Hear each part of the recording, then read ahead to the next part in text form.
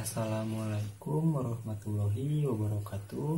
Saya Razi Muhammad Al-Farisi dari jurusan Teknik Elektro angkatan 2019 kelas C.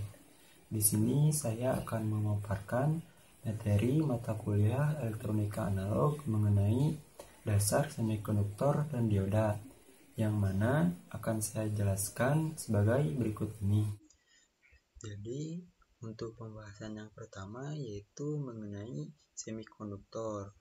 Nah, yang dapat didefinisikan sebagai bahan yang memiliki nilai hambatan jenis atau rho antara konduktor dan isolator, yakni sebesar 10⁻⁶ sama dengan 10⁴ ohm. Jadi, semikonduktor ini berada di antara konduktor dan juga isolator. Semikonduktor ini biasanya digunakan untuk sebuah dioda. Nah, berdasarkan tabel berikut ini, tabel ini merupakan perbandingan hambatan jenis konduktor, semikonduktor, dan juga isolator, yang mana pada tabel ini terdapat 3 bahan, yaitu tembaga, silikon pada 300 derajat Kelvin, dan juga gelas. Berdasarkan tabel ini, maka hambatan jenis yang memiliki nilai terkecil yaitu berada pada bahan tembaga, yakni sebesar 1,7 dikali 10⁻⁸, yang mana mempunyai sifat sebagai konduktor.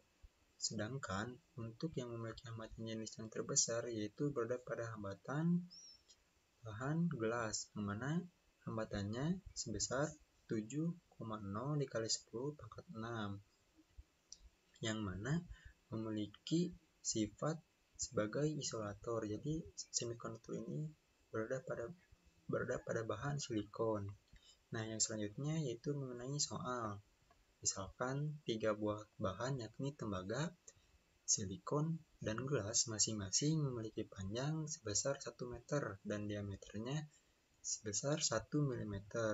Nah, jika pada kedua ujung bahan tersebut terpasang tegangan sebesar 10 volt, maka tentukan besarnya arus yang lewat masing-masing pada bahan tersebut.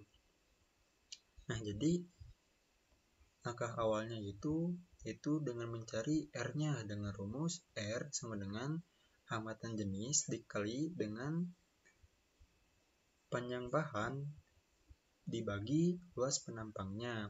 Nah, untuk mencari luas penampangnya yaitu sama dengan V R kuadrat, sedangkan untuk mencari R-nya yaitu diameter dibagi 2. Nah, selanjutnya yaitu dengan menghitung arus untuk masing-masing bahan dengan rumus I sama dengan V per R, yaitu menggunakan hukum Ohm.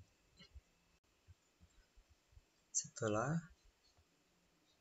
mencari nilai resistansinya, maka untuk mencari nilai arusnya yaitu dengan menggunakan rumus yang tadi, yang mana menggunakan hukum Ohm.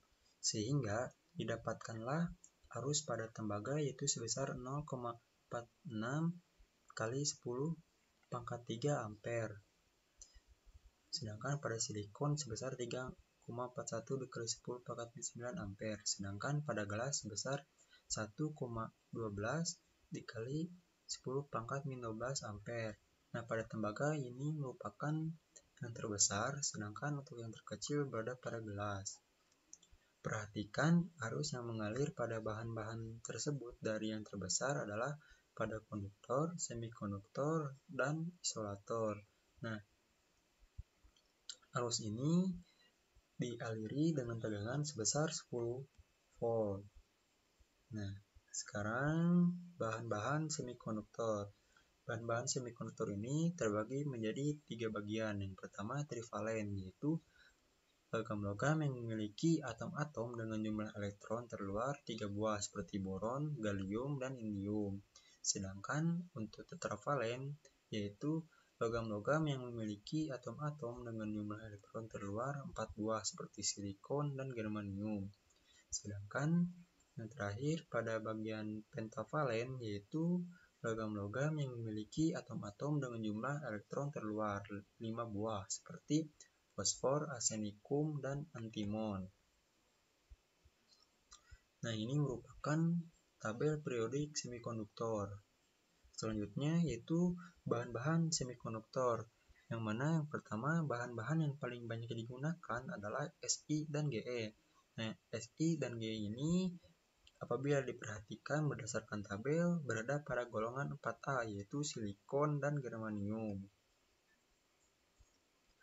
Jumlah elektron Si adalah 4 buah. Jumlah elektron G-nya adalah 32.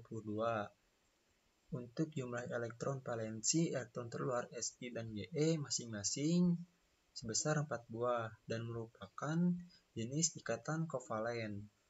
Selanjutnya yaitu jenis semikonduktor yang mana dibagi menjadi dua. Yang pertama yaitu intrinsik. Semikonduktor intrinsik merupakan semikonduktor murni dan tidak cacat. Contohnya adalah silikon murni. Nah, berdasarkan gambar ini, visualisasi pada dua dimensi, yang ini merupakan elektron valensi, sedangkan yang ini merupakan ikatan kovalennya. Untuk gambar yang ini merupakan visualisasi dari tiga dimensinya.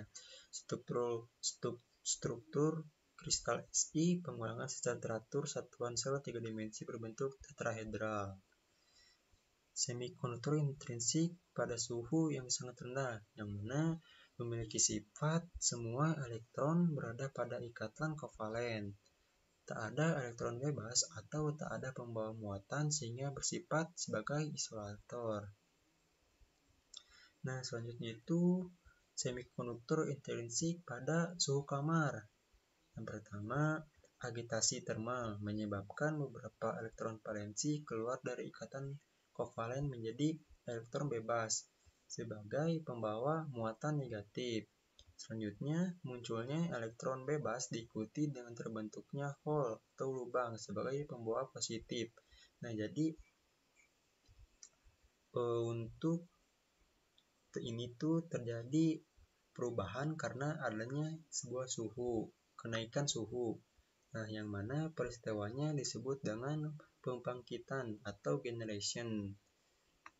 Terus, jika dipasang beda potensial terjadi aliran arus sebagai konduktor dengan konduktansi yang rendah. Selanjutnya yaitu pembawa muatan pada semikonduktor intrinsik. Nah, jadi berdasarkan gambarnya ini, bahwa ditunjukkan ada sebuah elektron bebas yang menuju keluar. Nah, maka pada gambar ini untuk yang elektron putihnya yaitu bernama hole. Jadi peristiwa ini disebut dengan generation. Nah,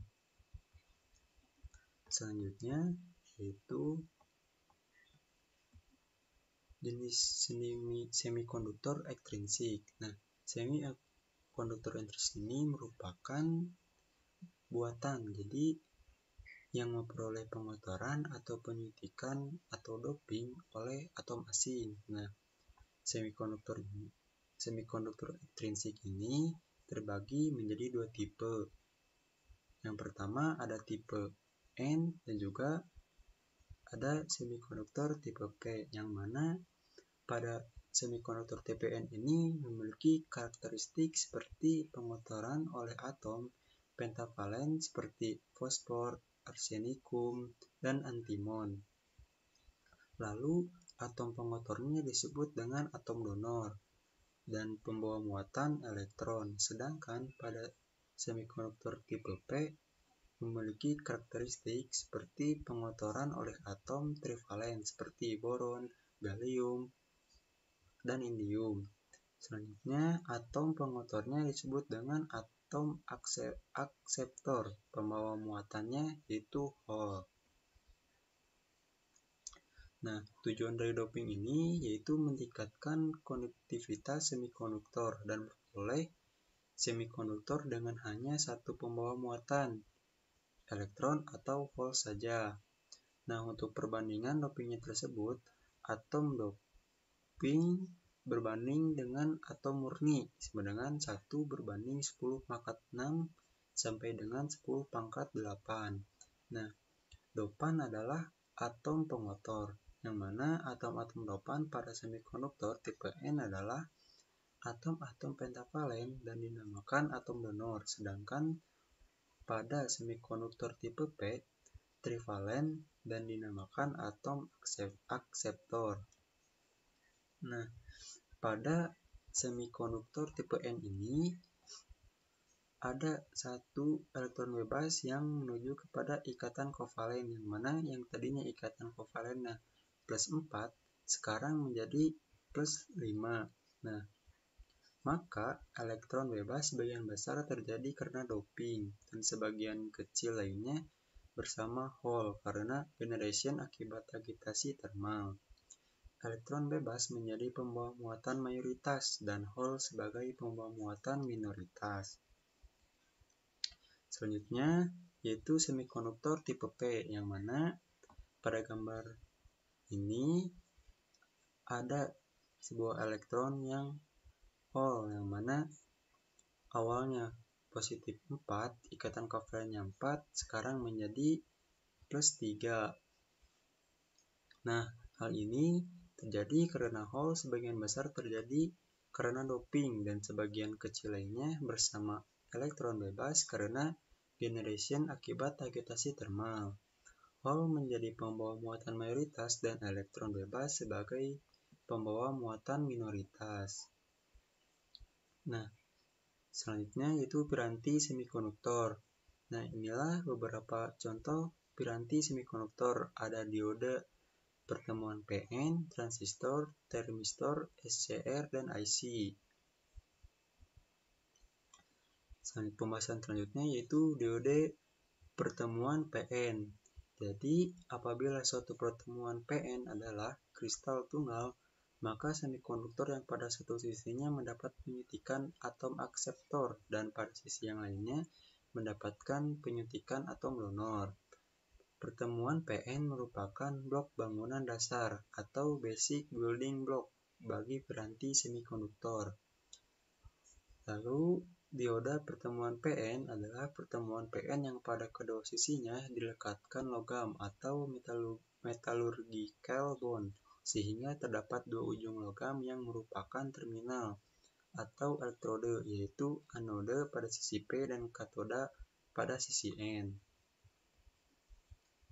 Nah, berdasarkan grafik ini, atom akseptor didoping kepada kristal tunggal semikonduktor. Maka untuk atom-atom akseptor ini termasuk hasilnya ke dalam tipe P. Sedangkan untuk atom-atom donor mendoping kristal tunggal semikonduktor. Jadi sebagiannya adalah hasilnya adalah tipe N. Nah, jadi pada gambar grafik tersebut ada sebuah logam yang mana pada pertemuan P-nya ada tipe P dan juga tipe N.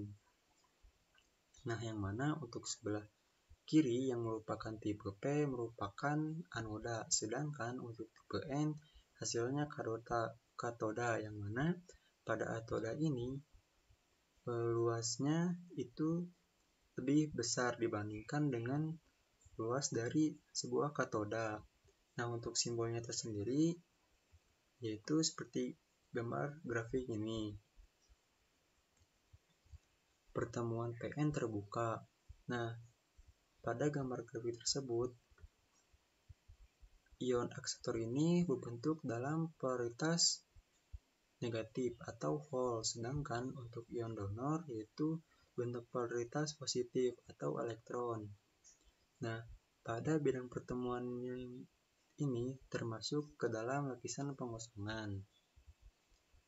Lalu, atom-atom yang mengandung Hall dapat digambarkan sebagai ion-ion negatif karena kekurangan elektron. Lalu sebaliknya, apabila atom-atom yang kelebihan elektron sebagai ion positif. Ion-ion akseptor adalah ion-ion negatif dan ion-ion donor adalah ion-ion positif. Pada lapisan pengosongan, saat P dan N dipertemukan, terjadi difusi elektron ke arah P dan difusi Hall ke arah N, menimbulkan arus difusi ke kanan. Terjadi recombination atau penggabungan di sekitar bidang pertemuan sehingga elektron dan Hall lenyap. Di sekitar bidang pertemuan tak terdapat pembawa muatan disebut dengan daerah pengosongan atau deflection region. Nah, selanjutnya itu tegangan penghalang.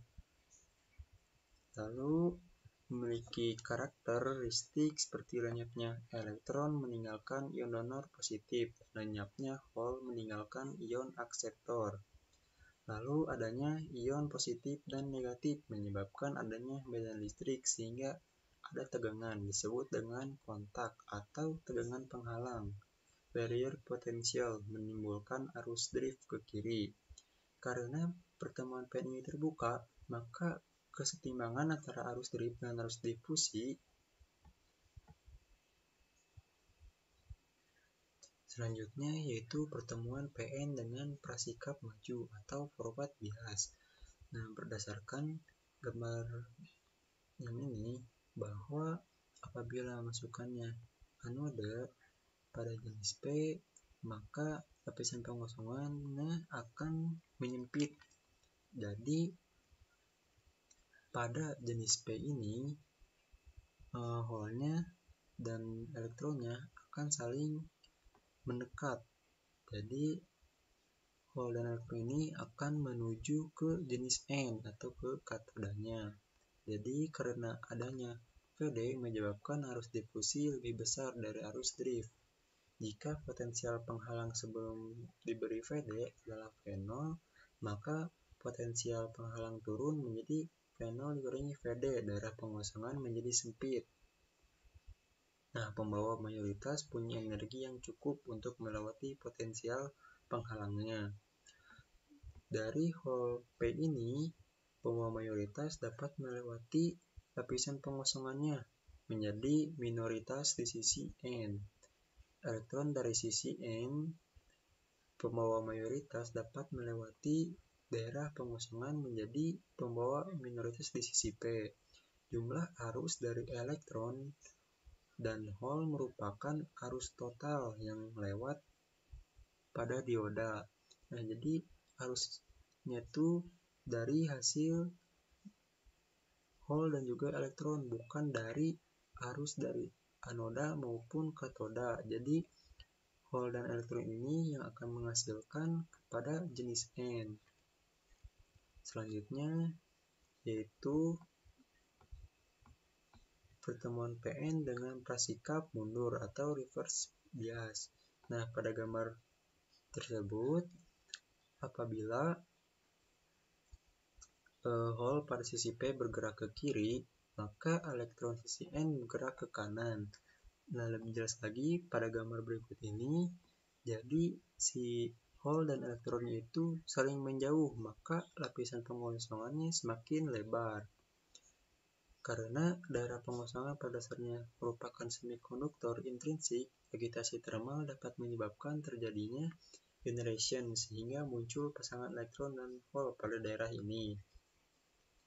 Pengaruh medan listrik yang terpasang pada terhadap adanya elektron dan hole di daerah pengosongan menyebabkan arus yang arahnya dari katoda dan anoda disebut arus balik saturasi yang besarnya 10 pangkat min 8 sampai dengan 10 pangkat min 14 ampere. Nah, jadi berdasarkan gambar tersebut, apabila semakin menjauh, maka merupakan memiliki sifat yang isolator. Nah, jadi berdasarkan gambar grafik arus dioda ini, untuk bias maju itu bermula dari titik 0, terus maju masih berada di 0, lalu akan menjadi pada titik stabil pada tegangan 0,7 volt. Sedangkan untuk bias mundur akan selalu pada 0, kecuali apabila diberi tegangan sebesar 100 volt atau melebihi kapasitasnya, maka akan terjadi sebuah breakdown. Jadi si dioda ini akan mengalami kerusakan. Nah, simbol dari dioda Zener ini adalah sebagai berikut ini. Nah, lalu dasar analisis dioda. Nah, simbolnya itu seperti gambar berikut ini. Jadi anoda itu luasnya itu lebih besar dibandingkan dengan katoda. Jadi dapat dilihat pada garis yang berwarna abu ini. Lalu selanjutnya adalah jenis-jenis dioda. Pada gambar tersebut ada junction dioda, SCR, LPD, dan sebagainya. Nah, jenis dioda dan penggunaannya. Dioda silikon untuk penyearah arus pengaman tegangan kejut. Contohnya seperti EN4001, EN4007, EN5404. Dioda Zener untuk mengatur tegangan Zener sebesar 6,2 volt, Zener 3,2 volt. Dioda bridge untuk penyearah gelombang penuh dengan rangkaian satu daya. Contohnya seperti B40C800, kiprop pada kendaraan bermotor. Nah, sedangkan untuk LED sebagai lampu indikator, konsumsi arus rendah sebesar 5 mA long lifetime di antara 1,5 volt sampai 3 volt. Nah, selanjutnya rangkaian dioda berdasarkan gambar berikut. Dengan menggunakan hukum tegangan Kirchhoff, diperolehlah rumus tegangannya, yaitu V sama dengan V in dikurangi I resistansi, dengan resistensi adalah tahanan beban. Karena ada dua variabel yang belum diketahui nilainya, yaitu V dan I, diperlukan satu petunjuk lagi, yaitu karakteristik dioda. Nah, berdasarkan gambar kurva berikut ini, untuk garis yang ini merupakan bias majunya, statistik kurva, sedangkan untuk dari garis VI per RL yaitu merupakan satuan V saturasinya. Jadi garis beban melewati titik I sama dengan 0, titik potong V adalah V sama dengan VI, dan V-nya sama dengan 0, titik potongnya adalah I sama dengan VI per RL. Nah, jadi pada gambar yang berikut ini, nah jadi apabila berdasarkan gambar ini, tegangan VI per RL-nya apabila terjadi kenaikan menjadi V aksen, maka untuk garis saturasinya akan lebih naik. Jadi apabila misalkan A di sini, maka untuk A aksennya berada di atasnya. Lalu garis yang abu ini merupakan dynamic kurvanya. Jadi apabila hubungan arus terhadap tegangan masukan VI bervariasi disebut karakteristik dinamis. Lereng garis beban adalah tetap karena resistan beban RL tetap. Nah, selanjutnya yaitu model dioda. Yang pertama yaitu pendekatan pertama atau dioda ideal. Pada keadaan forward bias, dioda dianggap sebagai saklar tertutup karena hambatan pada dioda dianggap bernilai 0. Lalu pada keadaan bias mundur, dioda dianggap sebagai saklar terbuka karena hambatan pada dioda dianggap bernilai tak hingga. Jadi berdasarkan gambar berikut ini, untuk bias maju ini, maka untuk si saklarnya itu merupakan saklar tertutup, sedangkan untuk rangkaian bias mundurnya yaitu saklarnya akan terbuka atau off. Pada forward bias ini, saklar ini dianggap bernilai 0 karena dianggap sebagai dioda ideal. Nah, karena sebenarnya itu apabila melihat pembahasan yang ke belakang bahwa sesungguhnya dioda itu memiliki nilai resistensinya. Tapi karena ini merupakan dioda ideal, maka dianggap bernilai dengan 0, maka saklarnya itu akan tertutup. Selanjutnya yaitu pendekatan yang kedua, yang mana pada gambar yang bias maju ini, dioda ini dianggap sebagai sumber tegangan sebesar Vy untuk silikon sama dengan 0,7 volt atau 0,6 volt, dan Vy untuk germanium sama dengan 0,2 volt atau 0,3 volt. Sedangkan untuk bias mundurnya, pada keadaan ini, dioda dianggap sebagai saklar terbuka karena hambatan pada dioda dianggap bernilai T hingga. Jadi, memiliki perbedaan antara bias maju dan juga bias mundur, yang mana pada bias maju ini memiliki dua tegangan masukannya, yaitu Vy untuk silikon dan juga Vy untuk germanium. Sedangkan pada bias mundur ini memiliki sumber tegangannya 1, karena hambatan pada dioda dianggap bernilai T hingga. Dan yang terakhir yaitu pendekatan yang ketiga, yang mana pada keadaan forward bias, dioda dianggap sebagai sumber tegangan sebesar V gamma untuk silikon sama dengan 0,7 volt atau 0,6 volt, dan V gamma untuk germanium sebesar 0,2 volt atau 0,3 volt dengan nilai resistensi forwardnya yang terpasang secara seri. Sedangkan pada keadaan reverse bias, dioda dianggap sebagai resistensi reverse.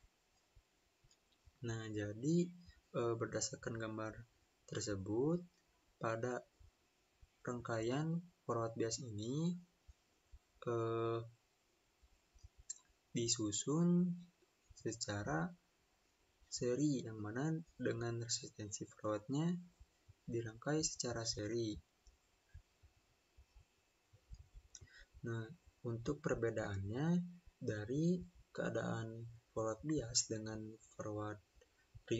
reverse bias ini hampir sama dengan yang kedua. Perbedaannya yaitu pada keadaan forward bias memiliki sumber tegangan V gamma-nya, sedangkan pada reverse bias ini tidak ada sumber tegangan V gamma-nya.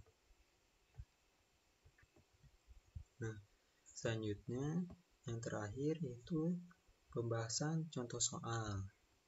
Nah, perhatikan rangkaian dioda di samping ini. Gambar rangkaian pengganti atau rangkaian ekuivalen dan hitung besarnya tegangan dan arus dioda menggunakan pendekatan 1, pendekatan 2, dan pendekatan ketiga.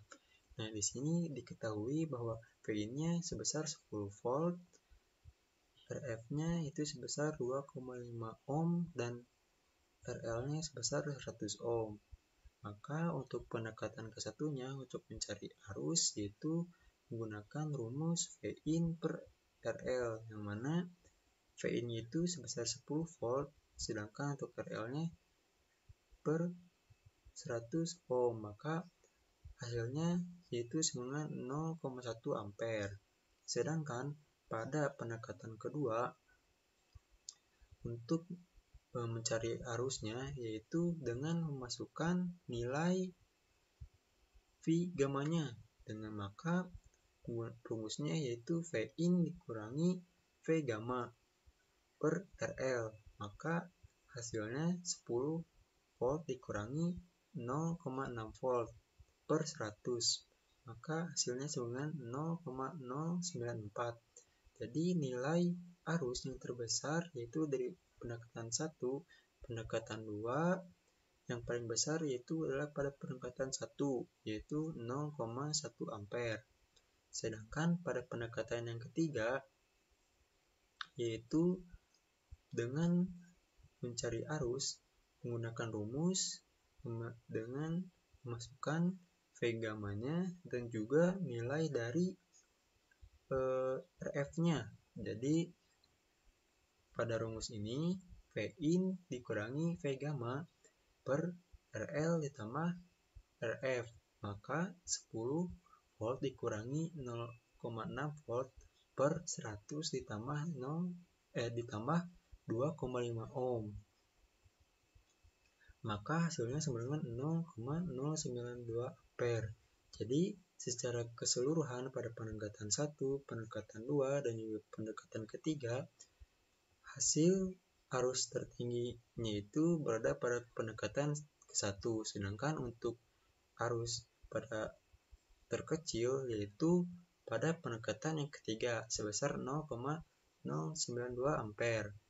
Jadi untuk mencari sebuah tegangan diodanya, maka dengan memasukkan rumus V in dikurangi arus dioda dikali RL, maka hasilnya 10 volt dikurangi nilai dari ID pada pendekatan yang ketiga, yaitu sebesar 0,092 ampere dikalikan dengan RL sebesar 100 ohm, maka hasilnya sebesar 0,8 volt.